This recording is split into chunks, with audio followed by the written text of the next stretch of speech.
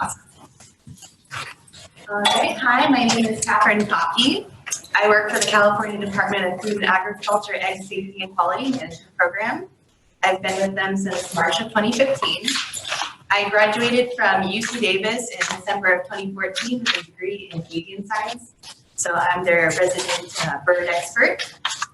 This presentation is going to give you a wide variety of information. It's mainly about egg quality, but then there are other things that go into egg quality in addition to just the quality grading standards. I'm also going to go over some of the laws that you will be required to follow if you do decide that you want to sell the eggs that your birds are producing. Can you advance the slide? Click left and right.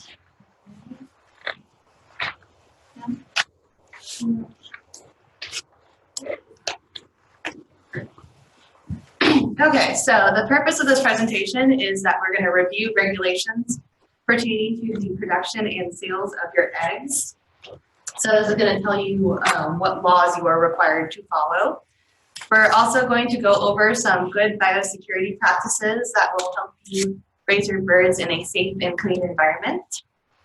We're going to go over safe egg handling practices. So this is things you should do in order to protect the egg while it is in your possession. And then we're also going to go over different egg defects and how to identify them to make sure that the eggs that you're sending out to your consumers are good quality eggs. So there are three main code of regulations that apply to eggs in California. The first one is the Food and Agricultural Code, sections 27501 through 27690. And these are codes pertaining to shell eggs specifically, and they include things like labeling, marketing, grade standards, so that's the minimum size that your egg has to be considered that size. The grade requirements for it to be considered grade AA, an A, and a B. It'll go over registration, so the fact that you have to be registered. Tax specifications, what happens when we find eggs that are substandard, and disposition of those substandard eggs. And we also go over collection of fees and assessments. So for those of you who do not know, our Egg Safety and Quality Management Program is industry funded. So this is not funded by California tax dollars. We are actually funded by the industry itself through the collection of registration fees as well as mill fees and assessments. Next is the California Code of Regulations. This is CCR 1350 through 1358.7. So some parts of this will only apply to you if you have above 3,000 birds. And that is the parts about the Salmonella vaccinations and testing. The other parts of it apply to anybody selling eggs, regardless of how many birds they have. And everybody needs to give appropriate size and space for their birds, and these laws covers what that size requirement is. So if you have 9 or more birds, we require at this moment that there's at least 116 square inches per bird. However, as you guys know, we pass Prop 12 soon. So that's going to be changing a bit. So keep your eyes on our website. We will have information there for you to make sure that you all are up to date on the requirements. And this law also covers descriptions of the eggshell. So what is considered a clean egg, what's considered a dirty egg. It goes over standards of quality once again. You'll notice that there is a little bit of overlap between these different laws. And it goes over grade tolerances, which we will go over later in the presentation. That's basically the amount of percentages of the different egg defects that you are allowed to have within a lot of eggs before the eggs are put off sale. And we will go over marking requirements later on as well. That's another thing 1354 covers. What happens to seized and held lots, registration fees, penalties, and even more.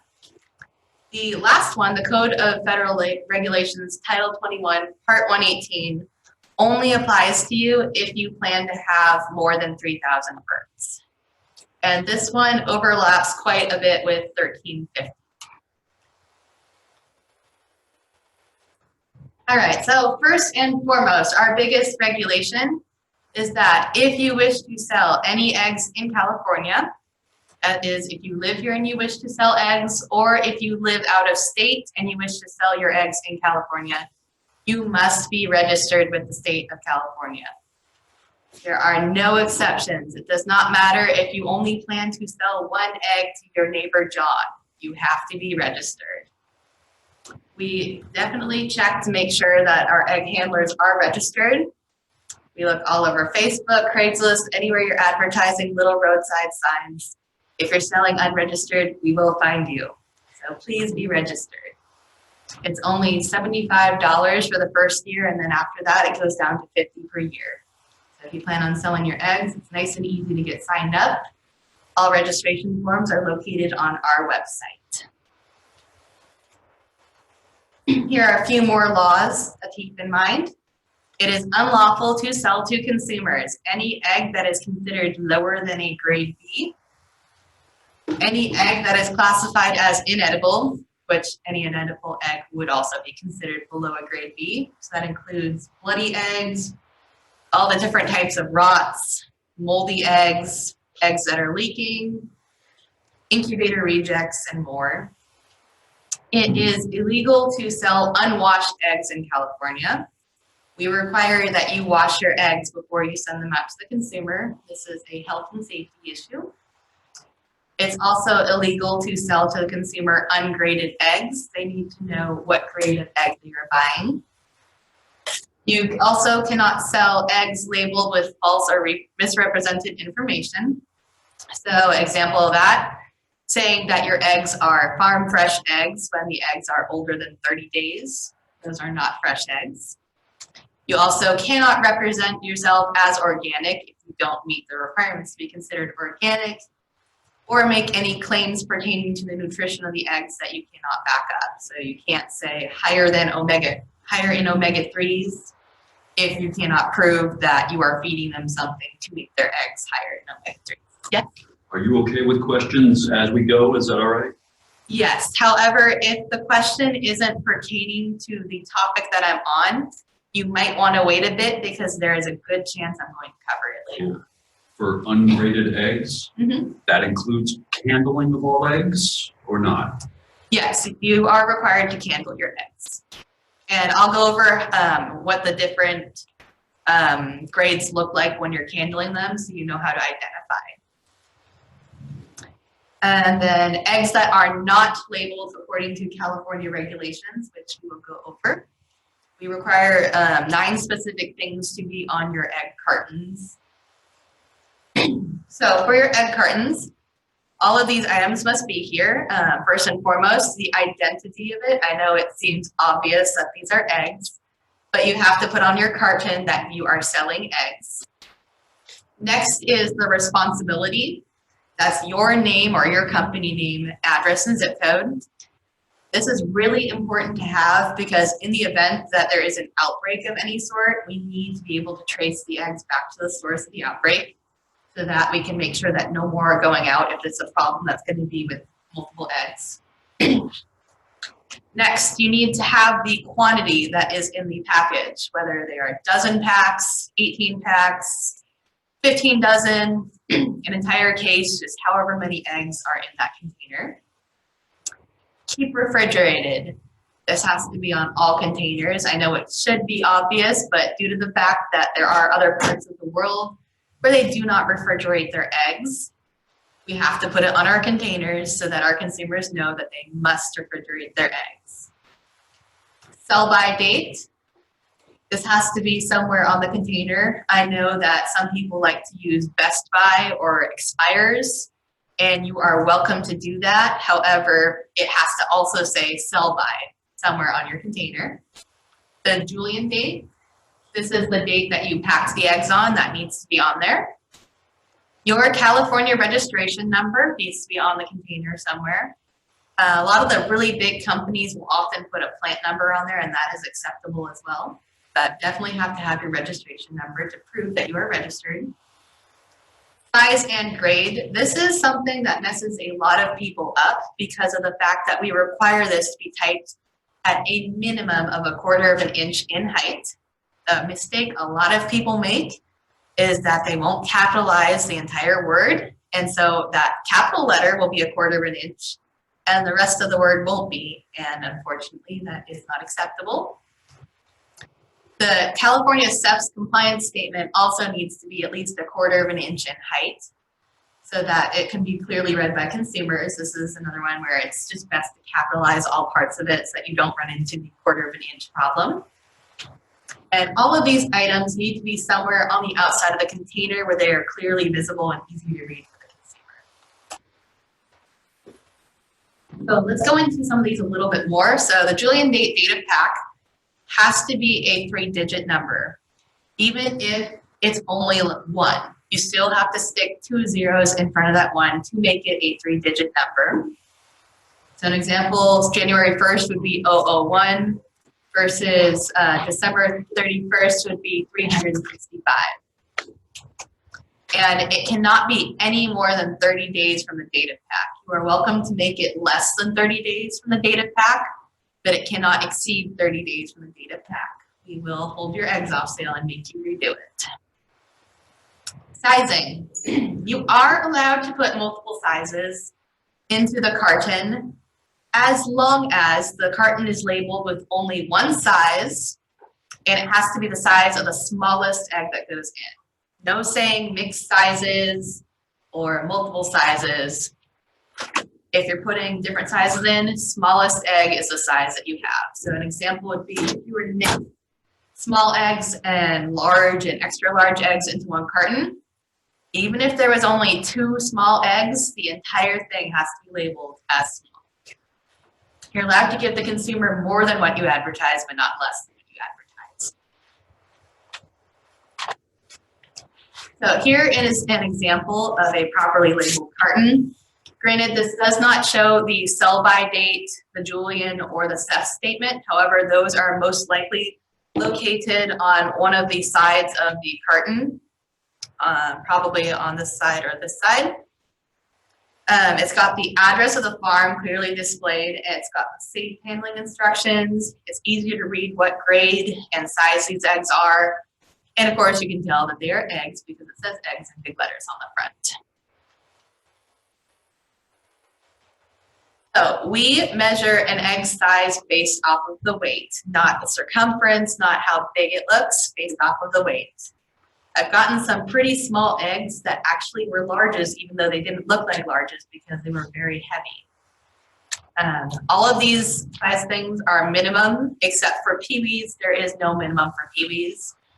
I personally have never seen anybody selling peewees, but it can happen. Just make sure that whatever size you were saying your eggs are, that they are at least this number, if not higher. I typically look at them in grams, but we have a ounces conversion for those of you who have scales that say the numbers in ounces. Any sign or advertisement of your eggs, if you're putting the price on there, you also have to put the size of the eggs and the grade of the eggs. And this goes for cartons as well. It has to be fully written out. So you can't just put AA or XL. You need to put grade AA and extra large. So this sign on the left right here is an example of what a good sign would look like. This one on the right over here looks like we're missing our grade. We've got our size, but no grade. Yes. If you don't include the price of eggs for sale, does that mean you do not include that full description of size, or you don't need to include the size and grade? Correct. Yes. Yes. As long as you're not putting a price on the sign, you do not have to put the size and the grade.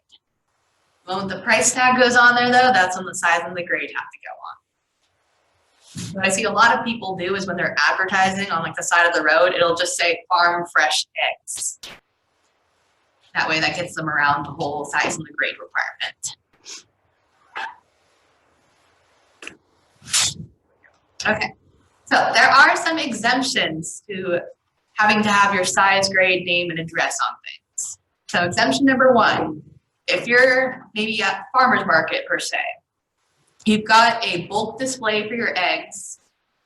On that display, there is a placard that has all of the information. So the placard has your name, what size the eggs are, what grade the eggs are, the CEF statement, and all that. And it's a situation where the consumers maybe bring their own containers for the eggs. So they're packing their eggs they're packing the eggs themselves from your bulk display. Then whatever container that they are packing the eggs into does not have to have the size, grade, name, and address. Situation number 2, you decide you want to sell your eggs to somewhere other than California. So your buyer is in maybe Nevada. It does not have to have the size, grade, name, and address. Situation number 3, you have less than 500 birds, you're selling the eggs directly off your property, and you are not advertising that you are selling these eggs anywhere. So your neighbor Sally comes over and buys eggs from you, but you didn't have any signs out on the road that said you're selling eggs, nothing on the internet, nothing in the newspaper. Don't have to have these requirements. Situation 4, if you're sending the eggs out of state to a dealer for them to be candled and graded, since they're not going to a consumer in California, does not have to have these requirements. Number 5, if they're in the process of being delivered to a dealer for candling and grading within the state, or if you're just moving them from cold storage, they're not going to a consumer, they're just being transported, then they don't have to meet these labeling requirements. And lastly, if you are going to sell them to the military, then they do not have to meet these labeling requirements. Yes, there's a lot of labeling requirements that they don't have to meet if they are going to the military. And cruise ships as well, so I might be a little bit careful eating eggs on cruise ships. Get them fully cooked. And there are no marking requirements except for keep refrigerated on eggs packaged for interstate commerce or eggs packaged for military sale. So if they're not going to be sold in California, all you have to do is put keep refrigerated on them. Eggs are exempt from these standards when you're in the process of transporting them somewhere to be graded, or if they are at a facility where there is not adequate equipment to grade them there. So they're not going anywhere near consumers. They're in the process of either being stored or transported to be graded. They don't have to have these marking requirements. And if these eggs are being exported, then there are no marking requirements since they are not even going to be going to the United States. Yes. Are there any requirements for labeling the species of the egg? I believe you just have to make it clear that it is an egg. If you are doing another species of bird beyond chicken eggs, then I believe you do have to notate that it's a duck egg or a quail egg. Basically make it very clear to your consumers that what they are purchasing is not a chicken egg. So let's go over a bit of egg safety. Egg safety begins with you, the producer. You are the first line of defense. Biosecurity will help you prevent spread disease and infection to both your birds and consumers. They are an investment and you want to protect them. Washing and handling eggs will help make sure that good, clean eggs are going out. So that's the second line of defense. First line is biosecurity, making sure nothing is getting to your birds. And the second line is making sure nothing leaves your facility that is potentially contaminated. The salmonella prevention needs to start before the egg is even laid. As I say, an ounce of prevention is worth a pound of cure. What you do before the eggs are laid is very important because it'll help prevent your birds from picking up diseases or even you bringing home disease in the form of new birds to the current flock that you have. And different biosecurity measures are a way of protecting your investment, keeping your birds in a clean environment and keeping them happy and healthy. You're also protecting your customers in the process and helping ensure that they are less likely to pick up any sort of foodborne illness by doing these things. So, yes. I saw somewhere advertised there was a Salmonella guarantee, something like that, a certificate of a farm being salmonella free, does that mean they would have had is it the vaccine or? So I'm actually about to go over that. All right. It's okay. So ideally, you want to pick birds that are NPIP, which stands for National Poultry Improvement Plan, SE clean birds. NPIP is a voluntary program for breeders and hatcheries to participate in. And this is just giving you the assurance that your birds that you are purchasing from them are coming to you free and clean of certain diseases. A lot of the diseases covered are highly infectious diseases. Salmonella is one of them. I believe there's a poultry pox. There's a few different diseases that you can cover based off of whatever hatchery you're getting it from. Different hatcheries have different levels of which diseases that they are guaranteeing the birds to be free of. The nice thing about buying birds from an NPIP hatchery is that you are ensuring that your birds have been tested for these diseases already, so that's something you don't have to pay extra for. And they also come vaccinated. I don't know the size of flocks that you have or are planning to have, but I do know that they do not sell vaccines in small quantities. The dosages are usually at least 1,000 doses per vial, and if you plan to be a small producer, that's a bit of a waste of money for you because you're not ending up using that many. I tried emailing a vaccine company to see if they might be willing to create smaller doses because we are encouraging people, even small producers, to get vaccinated, even though that they are not required to by law if they have less than 3,000 birds. But they ignored me, so it's not profitable for them. Hopefully in the future somebody will decide to do that, maybe after the next outbreak. But if you get the birds from an NPIP hatchery, that's a headache you don't have to worry about. They're vaccinated, they're tested, so you know what you're getting is disease-free and clean. And vaccinated birds are a lot less susceptible to disease. Granted, there are some illnesses that you are not able to vaccinate for, but the majority of them you can vaccinate for, and it will help protect your birds and make sure that they aren't picking up whatever illness happens to be going around. So when you're picking birds, you don't want to be buying from sources where the birds are questionable, and you cannot get a guaranteed disease-free bird if you were to go to an auction or a fair. It's very difficult to, since typically NPIP certified people aren't there. If they are, that's awesome. But you're at higher risk, especially if you're going and buying them from some random person off of Craigslist. You don't know what the birds have been exposed to. Birds have most likely not been tested, not vaccinated. They could be carrying any sort of illness.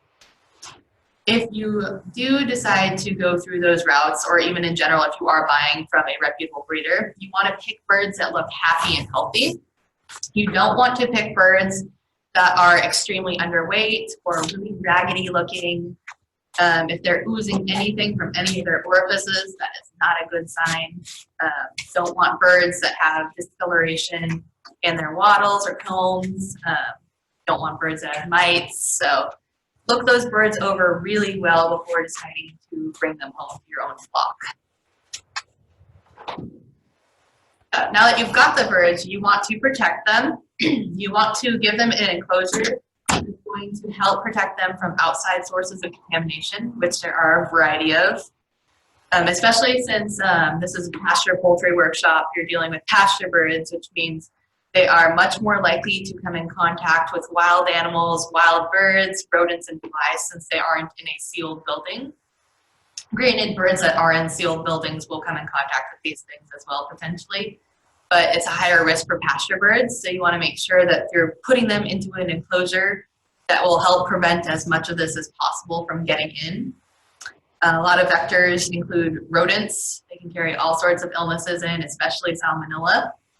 Flies, wild birds carry all sorts of different bird diseases, and wild animals can also carry in illnesses as well. You want to limit people from coming in and out of your enclosure. You don't want a constant stream of people going in and out. Only the people that need to be there should be going in there. Less is better, less sources of contamination. Anything you take into that enclosure, you want to make sure is clean and it hasn't been around other birds. If it has been around other birds, then it needs to be properly sanitized. But ideally, you don't want to take anything in that has been around other birds. And you only want to wear clean clothes and shoes into your enclosure. A lot of people will have a dedicated pair of boots, and those boots only are for when they go into the chicken enclosure to make sure they're not tracking anything else in. Good way to clean your boots before you go in is to have a foot bath of some sort that you can dip your boots in. There's dry foot baths, there's wet foot baths. Anything you can do to make sure that you're not tracking any bad bacteria in is good. Yes. What's optimal for inside the foot bath, mixtures of detergents or anything like that? So I saw a presentation showing that I believe it was a form of powdered bleach was the most effective for killing avian influenza. So powdered bleach is pretty good. A lot of the liquid foot baths I've seen use quatricide. So make sure if you do decide to do a liquid foot bath that you're using the proper manufacturer recommended dilution.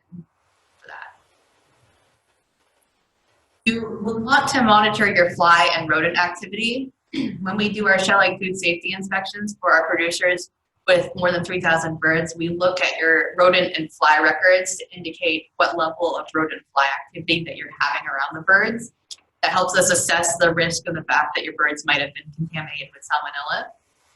So for flies, a lot of people use spot cards, and they'll look at about how many times a fly landed on the note card.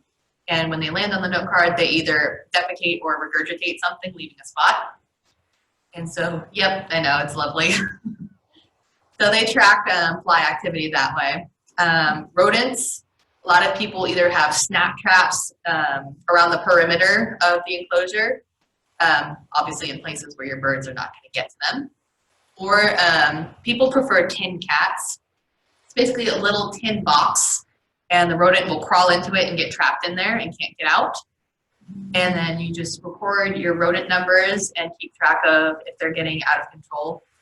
There is a rodent index that we look at, which I believe a lot of people are using, and that helps them determine whether or not they need to take action and perform beyond the traps. So you want to remove any pest attractants from your enclosure, things that are going to make rodents or wild animals or wild birds think this is a great place to live.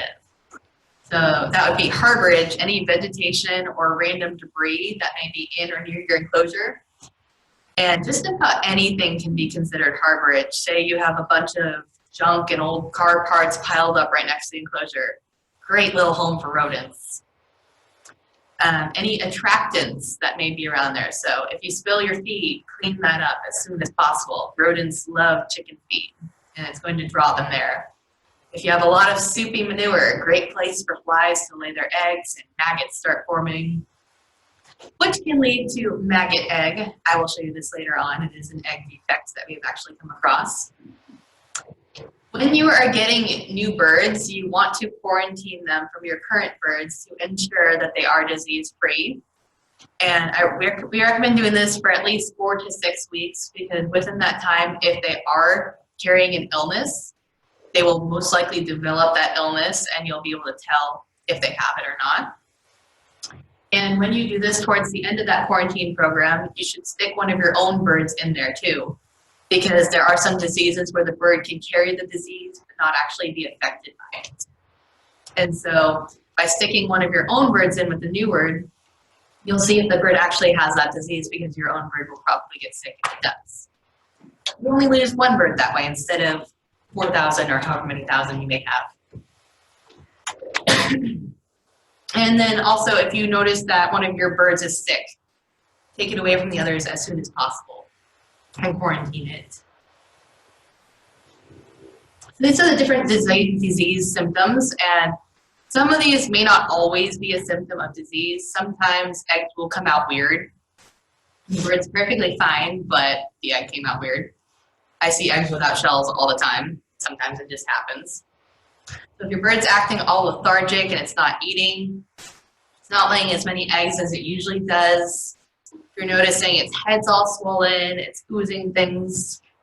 It's got purple discoloration of the wattle, that's avian influenza in that bird, and your entire flock probably needs to be euthanized right then and there.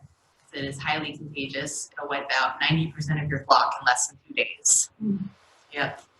That's why all the egg prices skyrocketed back in 2015, because a lot of people got the high pathogenic avian influenza, and unfortunately millions of birds died. If they're coughing, wheezing, sneezing, or having any sort of breathing difficulties, that could be a form of bronchitis. Like I mentioned earlier, nasal discharge and runny noses, lack of coordination and mobility if their neck's twisted or their legs are splaying out. One of the best ways to tell if your bird is not feeling good is looking at their stool, because they can't hide that from you. Oftentimes birds will act like they're fine when you're around. It's a prey response. Make it look like they're not weak. So if you look at their stool, they've got diarrhea or really watery stool or bloody stool, and you know it's not like a fiber issue, then there's a good chance they might be sick with something. And then if they're overall lethargic, that goes back to the decreased energy, another sign of being ill. And the soft shell or misshapen eggs, eggs that are a bunch of ridges in them, that's definitely a sign of illness.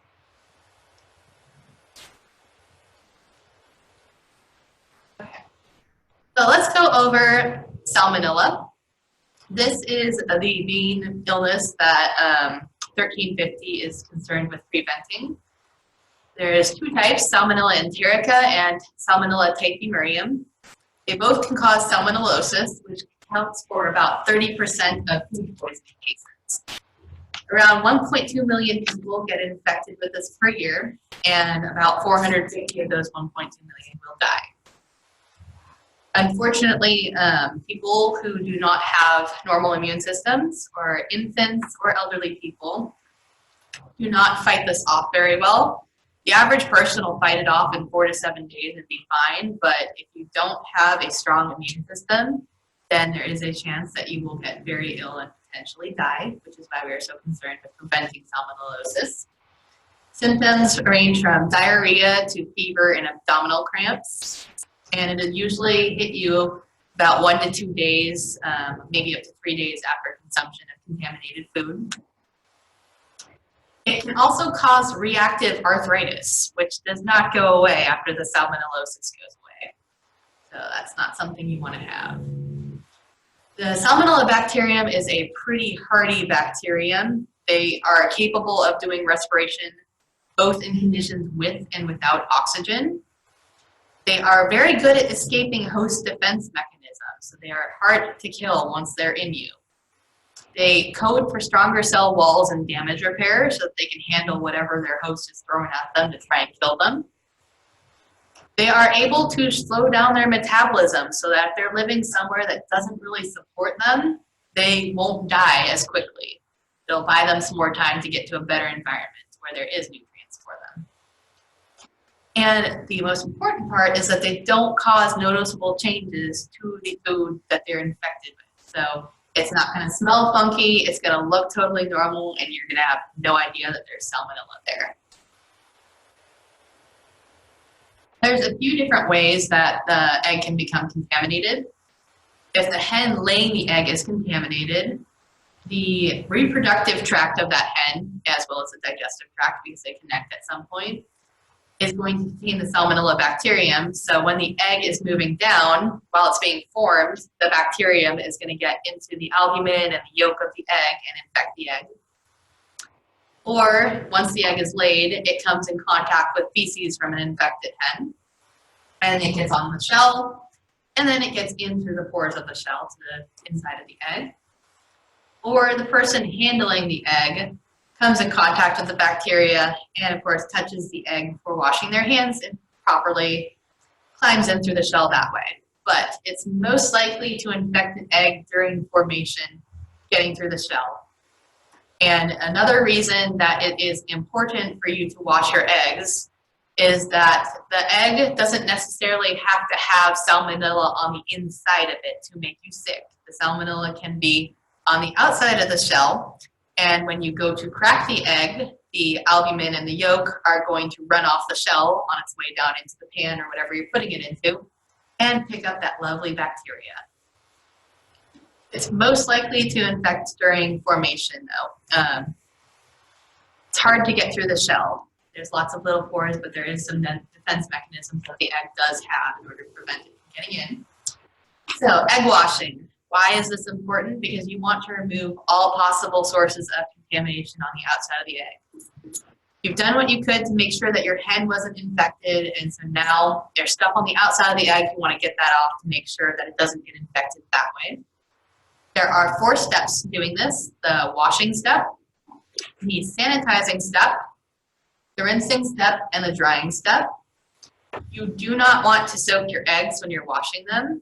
This water will get in through the pores, sucking bad bacteria in with it, and is a great way to contaminate your eggs, especially if you're having them in water with other dirty eggs and there's all that lovely chicken feces floating around in the water getting in. You want to temper your eggs before you wash them if you had them refrigerated. Sometimes people only have a few eggs and they want to wash them all at once. So what they'll do is they'll collect eggs throughout the week and stick them in the refrigerator, and then they'll just do one big wash at the end of the week, which is totally fine, but you just want to make sure that you give those eggs some time to come up to room temperature so that when you stick them in the hot wash water, they don't all explode, because that's no fun. The wash water of the eggs needs to be at least 20 degrees warmer than the eggs, ideally. You want it at least 90 degrees Fahrenheit. You don't want to go over 120 degrees Fahrenheit because then you will risk cooking your eggs, which is also considered a defect if you're not trying to sell hard-boiled eggs. You want to make sure that your water that you are using is not high in iron. Iron feeds bad bacteria. And if you have a lot of iron in your water, you're going to support whatever bacteria life is in your water. It's a good idea to have between 1 and 200 parts per million chlorine if possible. That'll be your sanitizer. You want to dry your eggs very well after you're done, because mold can grow on the outside and inside of eggs. I will show you an example of this later on, because it does happen and it is gross. So the next step is making sure that your eggs are refrigerated. You washed off the cuticle, also known as the bloom, which was the protective outer layer on the egg. And so now any sorts of bacteria will potentially be able to get in and grow if the eggs are not refrigerated properly. You have 36 hours from the time the eggs are laid to get them into the refrigerator. And unless you are tempering the eggs to wash them, they should be refrigerated at all times. So if you are going to transport them somewhere, you want to be transporting them in some sort of refrigeration, whether it's a cooler or a reefer truck. You can't just stick them in the back of a U-Haul and ship them off somewhere. Not acceptable. Since they have to be washed and the outer layer is removed, eggs will deteriorate faster if you don't refrigerate them as well. An egg that is left unrefrigerated will deteriorate more in 1 day than a refrigerated egg does in a week. Another reason why you want to refrigerate them and last a little bit longer. Candling. So that picture of a candler that you all can see on the screen, that is what a lot of the very large industrial farms use. It's a massive belt that has a light underneath it, which pulls all the eggs by, and there's a couple people standing up there staring down at it, looking to go and grab any eggs that they see that are not good eggs. You are required to candle any eggs that you are selling. And there are a variety of different ways to do this. You can purchase a nice candler. They can be expensive, so you don't have to have one of the expensive ones. There are options to make your own. My coworker made one out of a flashlight and a funnel. Just cut the bottom off the funnel, stuck it on the flashlight, taped it. There you have an egg candler. Although I will say the LED candlers are very nice. They light up the inside of your egg very well, so you can see just about everything in there. All eggs that have to be that are going to be sold have to be candled to check for defects, and the defective eggs have to be pulled out. We base a lot of our grades off of air size as well as appearance of the outside of the egg. So a double A egg is going to have a tiny little air cell. Usually, if the egg is less than 30 days old, it's probably going to be a double A. Next is the A egg. It's a little bit older than the double A. And finally, the B grade egg has the largest air cell, which is going to tell you that's the older egg. Any egg labeled as A or double A has to be considered clean, which means you can't have any sort of foreign material on the outside, no major stains or dirt, none of that. And it can be considered clean if it only has a very small amount of specks, stains, or cage marks, provided they're not of sufficient number or intensity to detract from the general clean appearance of the egg. There are 3 different categories for stains. There are slight stains, moderate stains, and prominent stains. As you can see from this egg here, you can barely see the stain on the outside. Sorry, the mouse is not cooperating with me. Well, the far left egg in the picture, very slight stain, very not noticeable. Then it gets a little bit more noticeable in the second picture, but it's not too bad. The third picture, you can definitely see that mark there. Slight stains and cage marks are grade B, as long as they're, except when they're applying to the definition of clean. So when you're talking about whether or not an egg is clean, having cage marks or a slight stain is not going to make it so the egg is not considered clean. This is what a slight stain would look like to make it a grade B on the left. So it's a little bit too much covering the egg to be considered a grade A or double A egg. It's not very noticeable, but it covers a large amount. These are what cage marks look like, and these usually happen because the hen laid the egg in the cage and we're all running around inside excited about whatever it is chickens like to get excited about.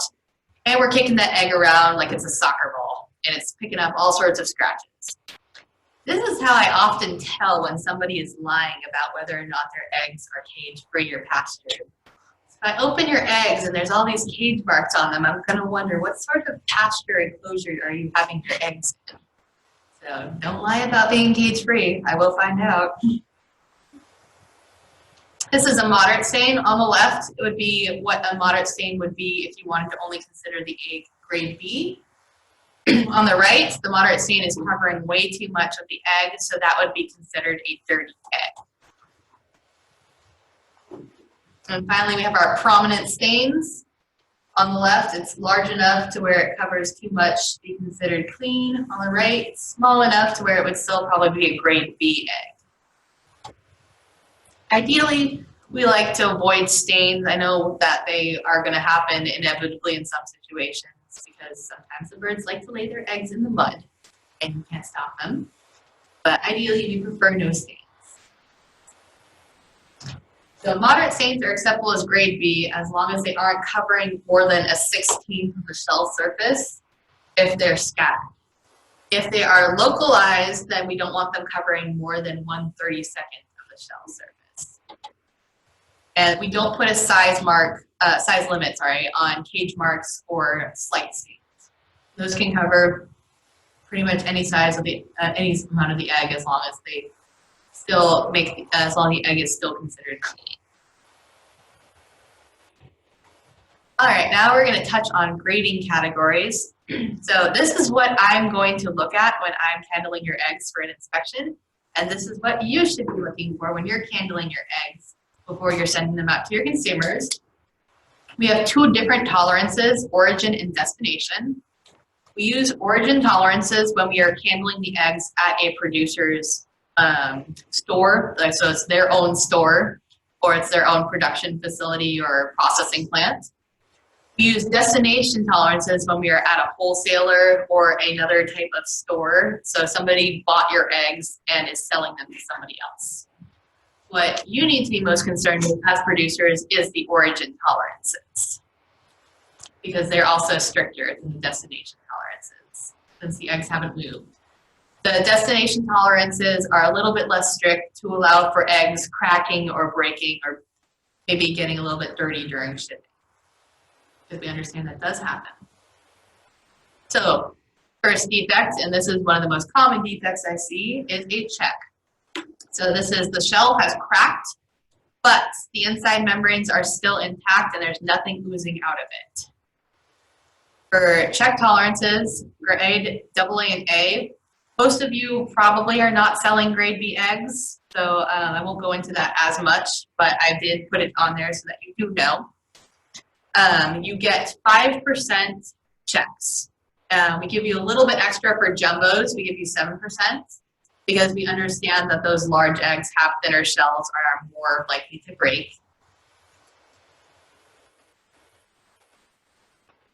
Next is a dirty egg. So this is an egg that's completely unbroken, but there's something on the outside of it that's stuck to it. That can be a variety of things. It could be hay or pasture material. It could be feces. It could be blood. It could be yolk of another egg because an egg breaks on the line sometimes and gets all over everything else. Or if it's got very prominent stains on it or moderate stains that are higher than allowed in B quality. So those are stains that are more than 1/16 of an inch. Then it is going to be considered a dirty egg. Dirts are lumped in together with loss eggs. So when we're doing our overall percent tolerances, we add the dirts to the losses to calculate the final percent. At grade AA, A, and B origin tolerance, you're only allowed to have 0.5%.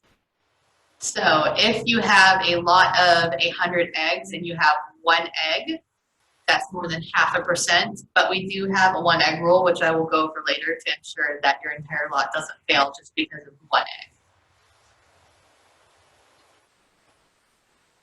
Loss, leaker. Leakers are my least favorite defect. I go to pick up an egg and it explodes all over me because it had leaked and stuck to the carton. Those are not fun. It's a cracked egg where the membrane has also broken, so these are free to ooze all over your hands and get everywhere and create a huge mess. We have a tolerance of 0.5% for these as well, since they are a lost egg. This may be a little bit hard to see, but you'll notice there's a little brown spot that is right next to the yolk.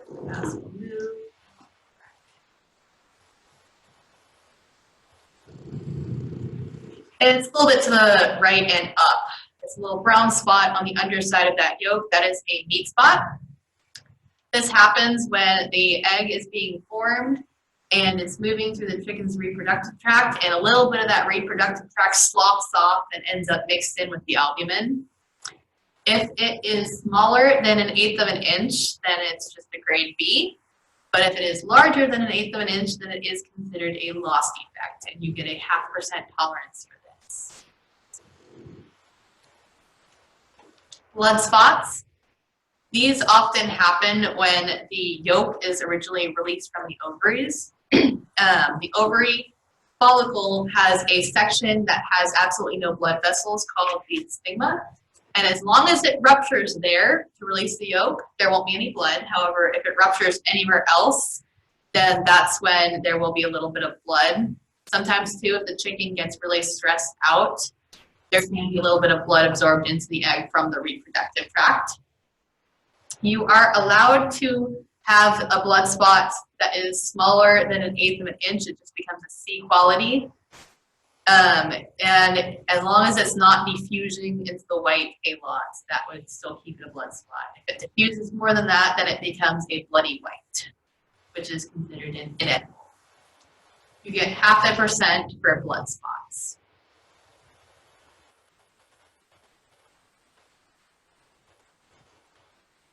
Next is bloody white. So this is when there is a diffusion into the rest of the albumin, and it covers a good amount of the inside of the egg. It is an inedible, and some inedibles can be considered losses, but not all losses are considered inedible. We have absolutely no tolerance for bloody whites, as it is a health and safety issue. Frozen and cooked eggs. So you can tell if an egg has been frozen if it is cracked the long way of the egg instead of cracked going across the middle of it. They often feel heavier, clunky, kind of chunky if you like pick them up and hold them a bit. Cooked eggs, If they haven't cooked to the point where they're spilling out of the egg, it can be hard to tell. However, when you're candling them, if it looks a little bit chunky inside and you break it out and it kind of looks like that Chinese soup, egg flour soup, it's been cooked a little bit and that is considered a loss defect. Inedibles. There are all sorts of fun inedibles out there. Any eggs that are considered to be any sort of rot, sour eggs, if there's green whites, probably means there's Pseudomonas in there. Stuck yolks, moldy eggs, and eggs showing embryo development at the blood-brain stage and beyond. Those are not acceptable to have. We have no tolerance for these. So this is what a stuck yolk looks like, and they happen when an egg's been left in the same position for too long, and inside of the egg starts breaking down, and the yolk floats down, and its membranes break down, and it fuses with the inside membranes of the egg. There's zero tolerance for these guys. Next is a mixed rot, also known as the addled egg or fresh rot. Oftentimes when you're candling these, it'll be a little bit red on the inside and there's swirling in it. So I like to think of it as, it looks like a tequila sunrise. Sorry if I ruined that drink for some of you. It's very murky inside, sometimes chunky. They don't smell very good. Definitely not something you want to send out to your consumers as it will make them sick. There's a variety of different rots out there as well. The top left two in the picture are most likely black rots. Those are fun because they smell absolutely wonderful. No, they don't. I don't recommend opening them up indoors. You'll make somebody sick. Then there's also a green rot, which is the Pseudomonas bacteria has gotten into them. And then you can also see red and yellow and white rots as well. All sorts of colors of the rainbow of rots. All in no tolerance for them. They do not want to go out to your consumers. As I mentioned earlier, maggots can get into your eggs. These two pictures are taken from eggs that we have actually submitted to the CAS lab for analysis to determine what the heck happened here. And the first picture on top is a roundworm that happened to get into the chicken and then infected the egg. Bottom one, you can kind of see a little wormy thing off to the bottom right of the egg right there. That is a maggot. It is not acceptable to have parasites or foreign organisms inside your egg at all. You want to make sure that nothing's living in there. The way this can happen, and especially as a concern for pasture birds since they are out in the open, is sometimes these creatures get into the pasture and they might want to crawl up the back of your hen. And that's how they end up crawling up the reproductive tract and making their way inside the egg. So, moldy egg. Another inedible. You can get mold both inside and outside of an egg, which is why we say don't soak your eggs and make sure you dry them off properly. The egg looked a little bit funky on the outside and my coworker decided to candle it, and sure enough, we got some black spots growing on the inside. Warm and humid conditions encourage mold. Another reason why we encourage you to refrigerate. Definitely encourages mold to not grow. And if you submerge your egg in contaminated water, this is another way it can get the mold. 0% tolerance for mold. We do not want mold. So as I mentioned earlier, we do have the one egg rule. So no lot's going to be rejected just based off of one inedible or lost egg. However, this rule does not apply to checks. We already give you guys a really big tolerance for checks. And so unfortunately, if you're one over on checks, there's no one egg rule. But like I said, if you have a lot of 100 eggs and we happen to find one bad egg, the whole lot's not going to be tossed based on that one bad egg. If there's 2 bad eggs, then unfortunately you're out of luck. Underweights. We have a tolerance for 4% of underweights, so that's only for one size below the labeled size. So that means if you have large eggs and I'm weighing your eggs and I happen to find a small in there, unfortunately the whole lot will fail because that is not acceptable. But if we were to find 3 mediums in a lot of 100 eggs, that would be okay. However, we encourage you to label your eggs to the smallest size that you're putting in the carton. Be fair to your consumers. So we do have consequences for breaking California laws. Unfortunately, they can be very expensive consequences depending on what law you decide to break. So that's why we encourage everybody to follow the laws. It helps keep things fair across the industry. We have 3 categories for penalties: minor penalties, moderate penalties, and serious penalties. These can be found in 1358.6, I believe. But our fines range from as little as $50 to up to $10,000, depending on what you did and how bad you did it. We have these posted so people can see that it's not a good idea to break the law. And if you do violate California law, most likely if we are here in person to see it, you'll be written a notice of noncompliance, which basically explains to you what law you violated, and then it also notes what ends up happening to the eggs that violated the law. As you can see, we have penalties for if you label improperly, failing to meet the requirements of 1350 if you have more than 3,000 birds.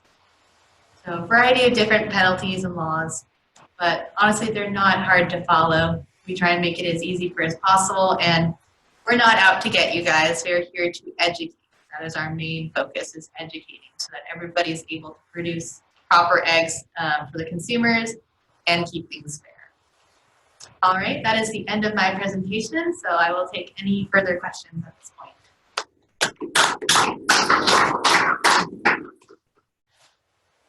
Anything from in the room? I have a question. I don't think it's a huge market. What about things like balut or like the 100-year egg, I think they're called?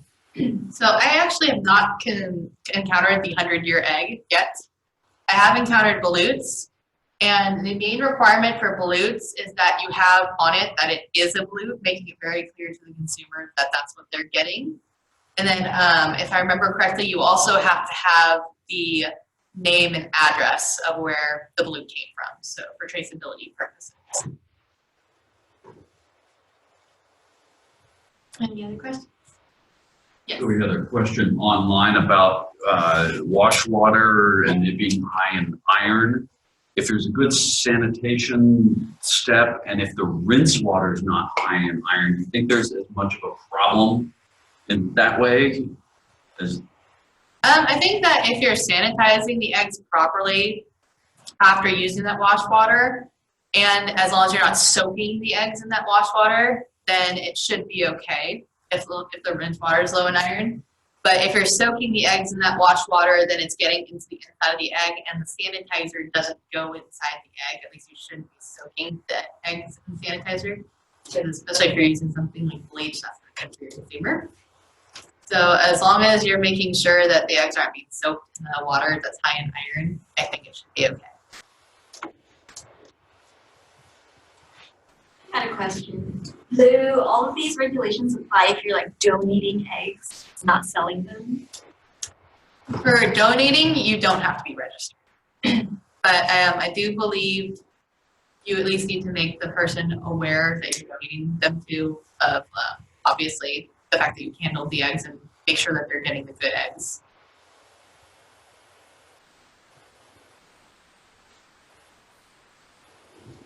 Any other questions? I think that was it online. All right. Thank you so much. We really appreciate it. If anybody does have questions in the future, if you Google CDFA and ESQM, that should take you to our website. And we have a lot of different information on there that can be used as resources. So you'll find the full written out laws for the food and ag codes as well as the California Code of Regulation. We had one last second question, which was, are those egg cleaning wipes you get at feed stores good to use? I'm not even sure what those are. I think it would depend on what's inside them, but I know you do have to wash the egg. So the egg actually has to get washed. If you want to use that as like maybe an extra sanitization step, you're welcome to, but the egg does have to get washed. Thank you. Thanks so much. We appreciate it. Thanks for having me.